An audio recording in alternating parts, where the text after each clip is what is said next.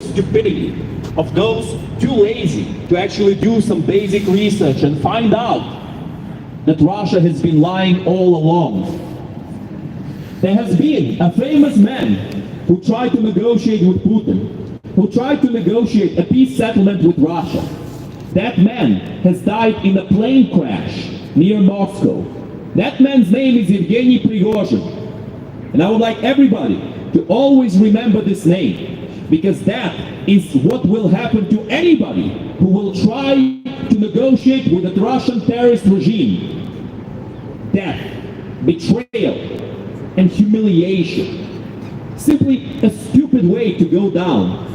And we should not go down the same way. We should know that if we have been fooled in the past by the Russian terrorist regime, we must stop trusting their word. As the saying goes, fool me once, shame on you. Fool me twice, shame on me. Fool me 3 times, and your name is Russia. That is the lesson that we all have to learn with what has happened in the past and what is happening right now. World, wake up!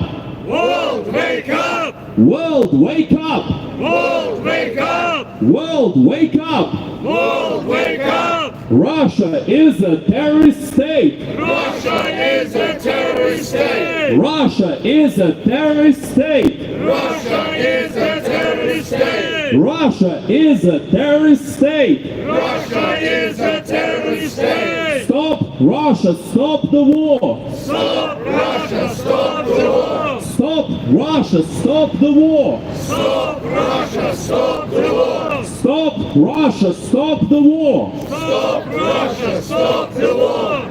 And once again, what could be the reason for Prigozhin's death? But the fact that he was saying some very inconvenient truths for the Russian terrorist regime. The fact that Prigozhin revealed the real reasons behind this war. He said it himself. He said that this supposed denazification was complete nonsense. He said that his troops had been fighting the Ukrainians for years, and they still couldn't find any of these imaginary Nazis. Perhaps Prigozhin should have looked in the mirror. He would have found a Nazi immediately then. Just like Dmitry Utkin, the second founder of the Wagner Group, who also got killed in the same plane crash as Yevgeny Prigozhin. Once again, the example remains the same.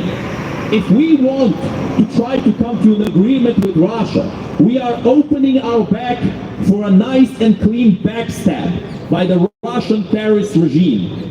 It has always been this way. And what about their history? The supposed opposing of Nazis? Well, my friends, I guess Putin will never mention in one of his James Bond villain speeches that in reality the Soviet Union started World War II on the same side as Nazi Germany. That's right. And for many months they continued fighting on the same side against the Polish people. They have signed an agreement, you see. It's called the Molotov-Ribbentrop Treaty, where the Soviet Union and Nazi Germany have agreed to never attack each other, have agreed to trade with each other, and have agreed to split Poland in half. And each of those authoritarian and genocidal regimes would take half of Poland to do with those people as they please. That, my friends, is Russia. Lies, deceit, disinformation, and revisionist history. That is what these apologists are claiming we should negotiate with. The Russian terrorist regime is supporting every terrorist group that it can. Our enemies are in cooperation with each other right now.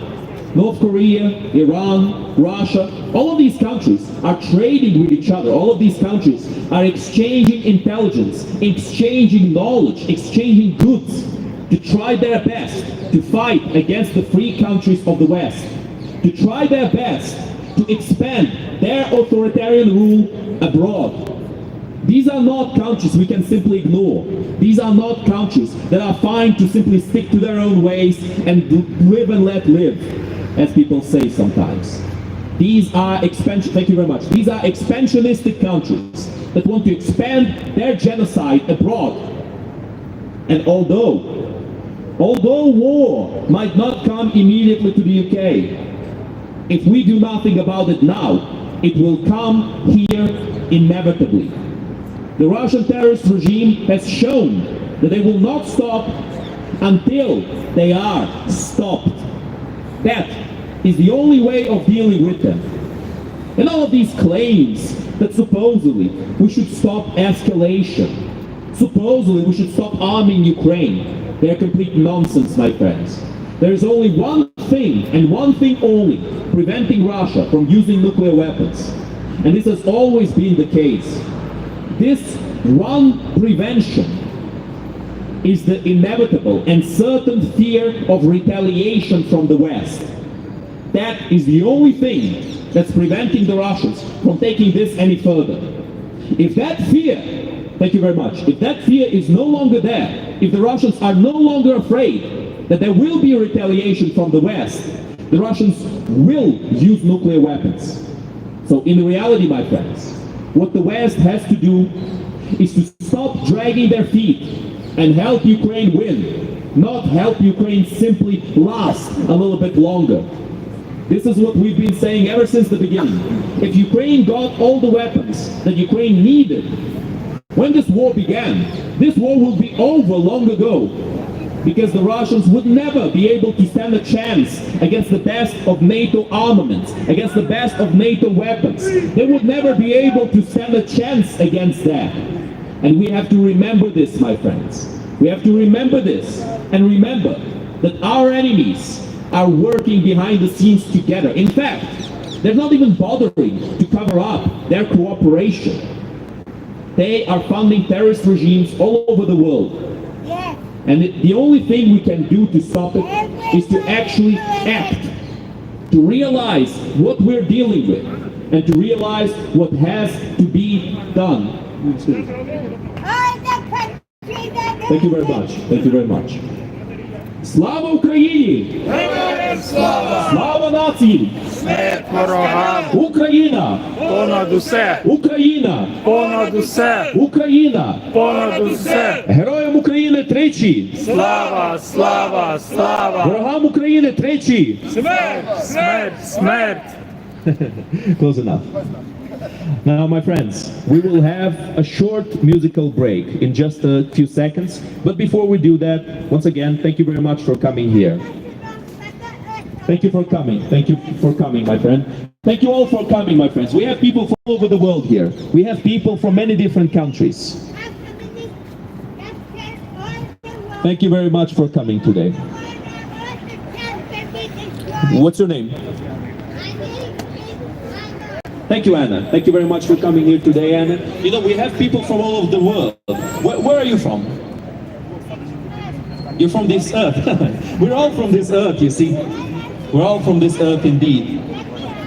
And we have to be able to tell the whole world our message, my friends. We have to tell the whole world what really is going on in Ukraine, so that at last we are able to deal with this current situation effectively. And thank you very much for speaking out. You know, we need to all speak out. We need to all tell the whole world what really is going on right now. Because silence is not going to fix this situation. Silence is only going to make it worse. Silence is Russia's weapon, and silence is the weapon they will use every single time if we are not able to tell exactly and precisely what actually has to be done to solve this situation. And now, my friends, the musical break. Thank you very much.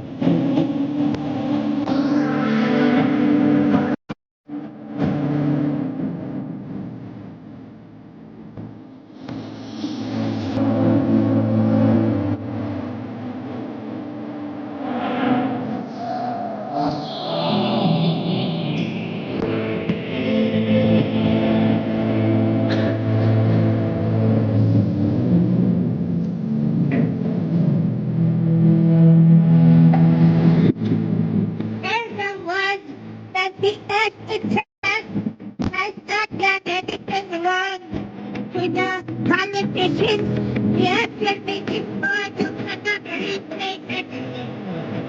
And for the country who are country. That's what we are trying to say. And that's something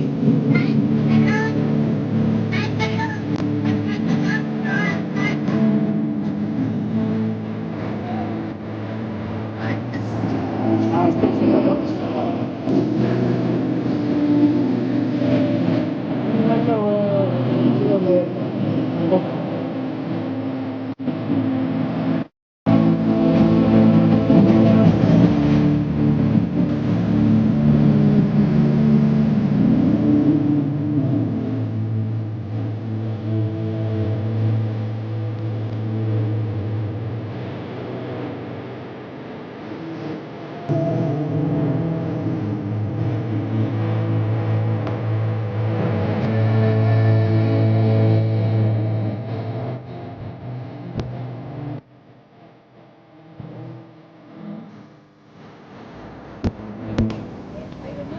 Слава Україні! Героям слава! Україна! Понад усе! Україна! Понад усе! Україна! Понад усе! І нашим героям тричі! Слава! Слава! Слава!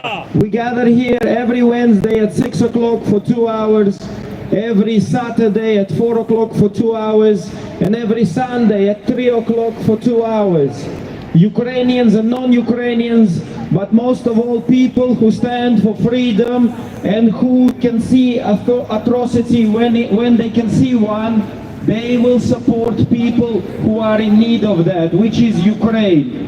Ukraine, as we always emphasize, and something that Ukraine is proud of, Ukraine never started a single war.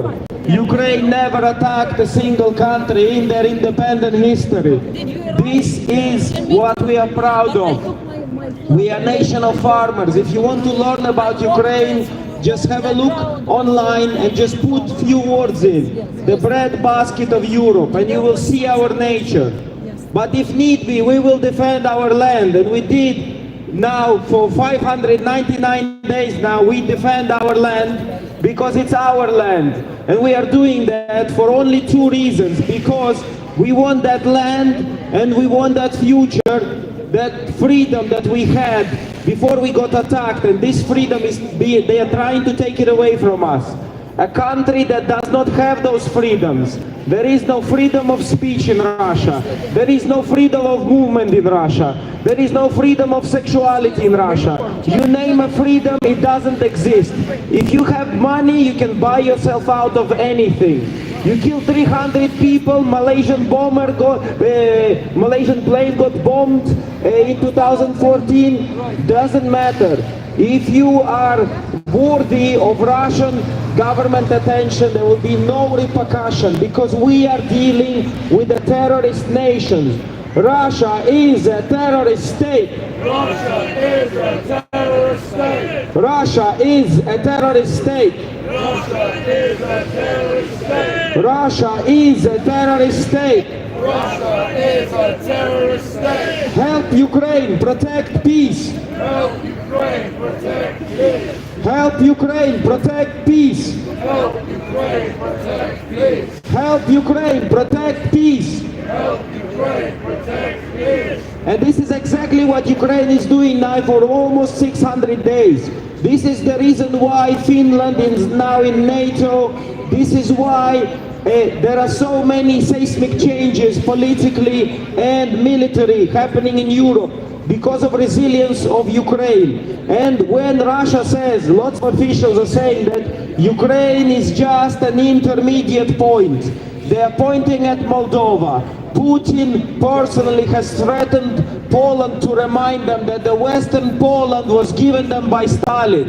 Like Pavlo said earlier, guess who attacked Poland from one side during World War II with Hitler? It was the same person that Putin is quoting all the time. One war criminal and mass murderer is quoting another mass murderer. This is why you can see our flags, and you will see people from very different countries standing next to Ukrainians, those same Ukrainians that war had touched their family personally. Our friends, some have their son-in-law or their cousin. Like me, I have my cousin who will give an oath and go and join frontline end of this month. Last year they were saying, oh, your family is safe. They live far away from where Russians are attacking. There is no such thing as a safe place in Ukraine until the last Russian soldier leaves our land. Russia is a terrorist state. Russia is a terrorist state. Russia is a terrorist state. Russia is a terrorist state. Russia is a terrorist state. Russia is a terrorist state. Stop Russia, stop the war. Stop Russia, stop the war. Stop Russia, stop the war. Stop Russia, stop the war. Tribunal for Russian war criminals. Tribunal for Russian war criminals. Tribunal for Russian war criminals. And they are war criminals. Since last weekend, the official count now, it was around 100,000. It passed that number. Now it stands at around Богдан, вітаю. 107 Дякую officially recorded war crimes, of which Russians will be prosecuted. And if you've been following the news, the Parliament of Europe unanimously, even Hungary voted that Russia is a dictatorship. 24 years later, we figured it out that it's a dictatorship. So by that ruling, next elections in Russia, Putin can win that election, but he will lose to the whole world. No one will trade with him, no one will even speak to him. Because in the eyes of every nation in Europe, he will be an illegal president, air quotes president. He will be a dictator as he is. They had in the 90s a little break from dictatorship, but it didn't last very long. So when you speak to Russian about any freedoms or democracy or anything that any of us sometimes take for granted but enjoy all the time since we were born. I was born in Europe, my parents come from Ukraine, but I enjoy that freedom. That freedom doesn't exist. You can't explain it to a Russian person because they were born into the slavery. The 20-year-olds, they don't remember anyone before Putin because there was no one. Since 1999, there was no one. It was Putin. Medvedev came just to make some time for Putin to change the constitution, to make it solidify that he can change any laws that prevent him from staying in power until he dies. He wants to be a czar in Russia. But yet they hold elections, every few years they hold elections, but it's all fake. What they say, all lies. The Black Sea Fleet, they are trying to move it now to Novorossiysk. Guess what? Half of it will not fit in. And since our last weekend's rally, one ship got damaged and rocket ship called Buyan was destroyed. That the same ship that was shooting rockets on civilians in Ukraine is Buyan no more. That ship is destroyed, and only because of the support of the world that is providing. But we still need more support for our air defense, because between 10 and 20% of the rockets that have been shot at the civilians in Ukraine for 599 days now are going through and hitting civilians. They are laughing at it. When a hotel in Odessa was bombed, they're laughing. They're saying it was an ugly building anyway, Russians are saying. How about hospitals? 3,500 schools were damaged or fully destroyed since 24th of February last year. So this is why we ask air defense for Ukraine. Air defense for Ukraine. Air defense for Ukraine. Air defense for Ukraine. Air defense for Ukraine. Air defense for Ukraine. Air defense for Ukraine. Air defense for Ukraine. And also 11 countries already agreed to help us. And in Texas, where I have friends, they told me already that they saw in the local news, and it's a fact now, it's not a secret, that Texas and America was one of the first out of few countries, of those 11 countries, that already started training F-16 pilots. Because all we want to do is protect our sky. We never wanted anyone's land. We are fine with the most fertile land in the world. We are fine with that. That's why they call us the breadbasket of Europe. Guess what happened after invasion of Russia? Ukraine officially is now they have the most mines in the world of any other country. Can you imagine that? The most fertile land is the most dangerous land. And the only reason why it's so, it's because of Russian invasion. They claim they don't want our land. Yet first thing they do when they take over any territory in Ukraine last year, they had the referendums of vote, would you like to join Russia?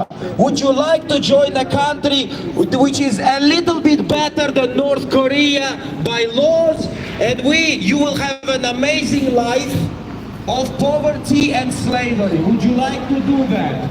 We have this soldier, he's here completely by coincidence. Павло, вітаю. Як справи? Давай з цією рукою. Добре. Баскетбол був?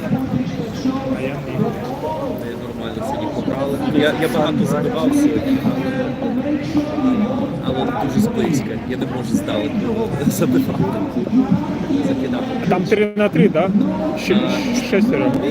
Ми грали 4-4, так?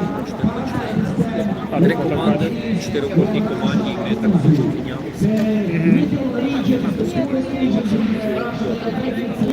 Там на норті, так? Так, чувак, стичі.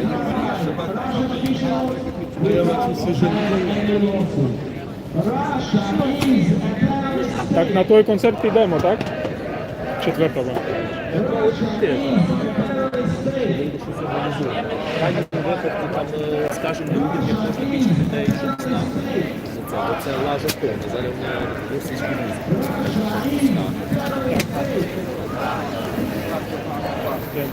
Де ще один донік показався, бачиш, сам з собою говорить,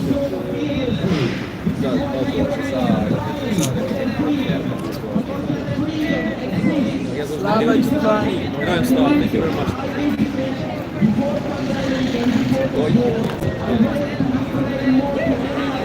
Ну ладно. Люди мають право мати свою думку, але не в Росії. В Росії немає.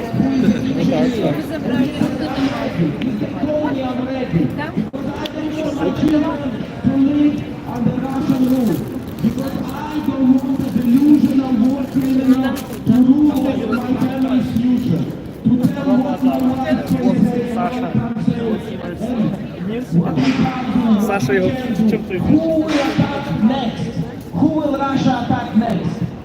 How many wars? Have a look online.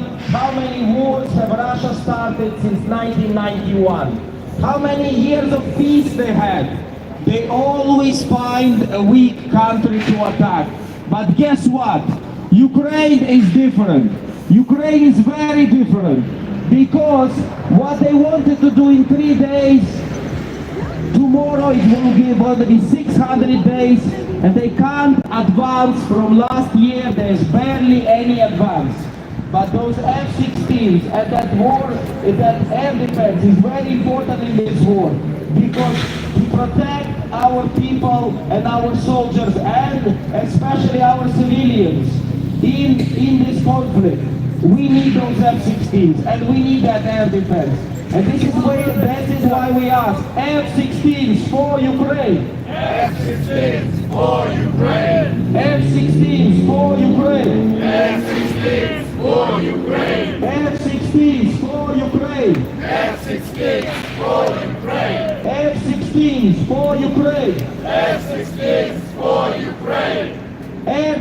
defense for Ukraine. Air defense for Ukraine. Air defense for Ukraine. Air defense for Ukraine. Air defense for Ukraine. Air defense for Ukraine. And this is why we are gathered here, because we stand for freedom of a nation, of people who never attacked anyone. It's very important narrative that Russians, they can't use that narrative. So what they do? They call us Nazis, they call Latvian Nazis, Estonians Nazis, Polish Nazis. Everyone is Nazi in their head, in their eyes. But guess what? The only country that started this war, the World War II, like Pavlo said earlier, the only collaborators of Nazis, the biggest collaborators in the history of humanity was USSR.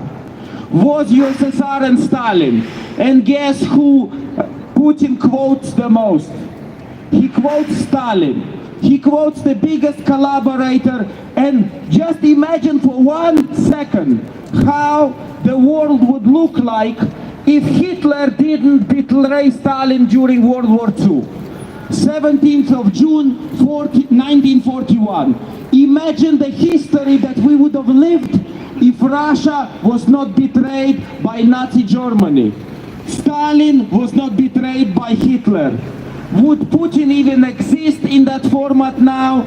How would we exist if Russia would keep fighting? Because it was Russia. Because Russia ruled over all the countries that we call it Russia now, but even in USSR times, they were all subjects of Russia. Latvia, Estonia, Lithuania, you name it, so many countries that were under rule of USSR. And what Putin says, a person who lives in present, it's the biggest tragedy of the last century. Not the World War II, but that USSR doesn't exist anymore. And please, I urge you to read his essay on, I'm very sorry to say this word because it's a swear word for Russia, unity of Russian and Ukrainian people. He wrote that essay few years ago, long before he invaded us, and he says that we are one people and that his mission is basically to reunite those who are going astray. We want to be part of Europe, we want to be part of NATO. It's unacceptable for Putin because he believes in unity of those who he is killing so ruthlessly every single day. Because Russia is a terrorist state. Russia is a terrorist state. Russia is a terrorist state. Russia is a terrorist state. Russia is a terrorist state. Russia is a terrorist state. Russia is a terrorist state.